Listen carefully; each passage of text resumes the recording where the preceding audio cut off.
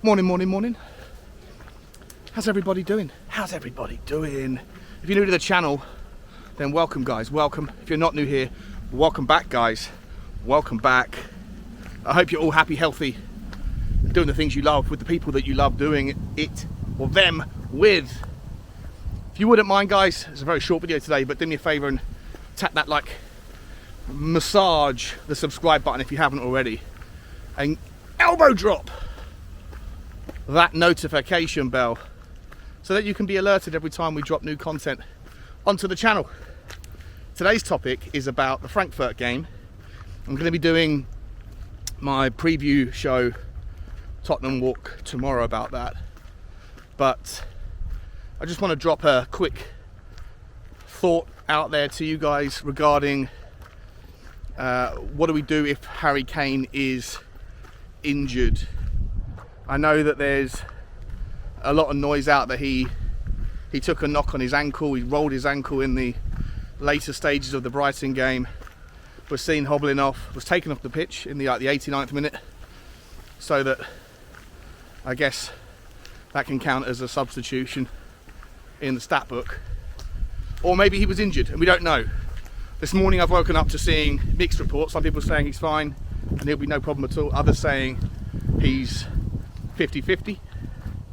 Look, to me, if you do twist your ankle and you're swollen the next day, I think it's madness to play 48 hours later, 72 hours later. And I'm worried about him anyway, because he's played every minute, pretty much every minute.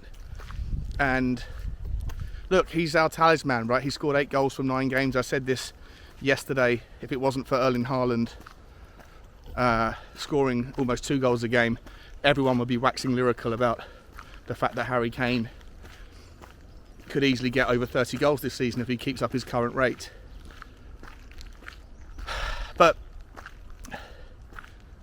to me, at some point you have to rotate and rest, and we've got so many tough games coming up. We've got Frankfurt, which is a must win. You then have Everton, and then the week after that you have Sporting Lisbon, Manchester United away. We've got Liverpool coming up in a couple of weeks, and before that Sporting Lisbon again. So there's so many games, twice a week, and I think at some point you need to give Harry Kane a rest. The problem is that with Deki out injured and Lucas Moura out injured, if Harry Kane is injured or picking up a knock, then we're basically down to 3 forwards from 6, one of which Antonio Conte has absolutely no faith in because he hasn't got any strength in his body, in Brian Hill. So you only have Heung-min Son and Richarlison, 2 players that, whilst they're trying hard, and one of them is certainly improving in Heung-min Son, they're not really on form. So does that mean that you would go to a 3-5-2 and play Sonny and Richarlison? The problem with that is that we absolutely need to win against Frankfurt. You have to win your home games in the Champions League to ensure that you've got a good chance of qualification. And for me, guys, I think that Frankfurt are there to be taken. I think we can absolutely take them to task on Wednesday and put 2 or 3 past them. And because we're playing at home, I think it might make sense to go back to 3-4-3. But how do we do that if we only have 2 fit strikers that are worth playing? Here's the suggestion.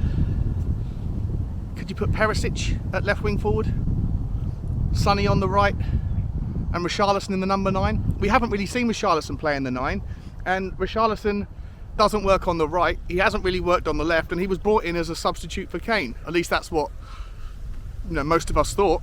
So I think there's an option there to play Perisic on the left wing forward, or the right wing forward maybe, but I would say Sonny, because Sonny's got so much ability with his left foot to do that kind of cutting in and scoring from outside the box with a left foot curler to the top bins. I think you could go 3-4-3 against Frankfurt at home. Or maybe if you want to stick with Kane, if he's up for it on Wednesday, maybe against Everton you take that risk if Harry Kane needs a breather or if his injury flares up, because what we don't want to do is overplay him and him say that he's fit because he's someone who wants to play every minute when he's not, like what he did in the Carabao Cup final, like what he did in the Champions League final.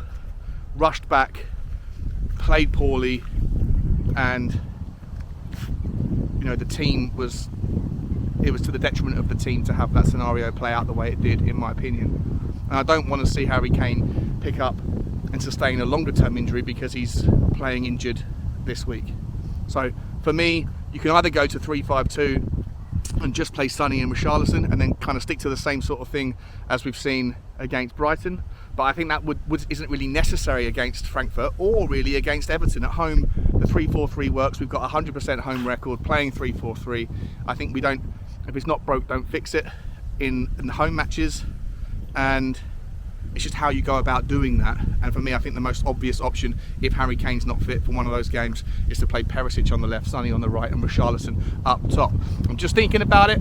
I'm not saying it's I've settled on it, but I'd like to hear your thoughts. I'd like to develop the argument together.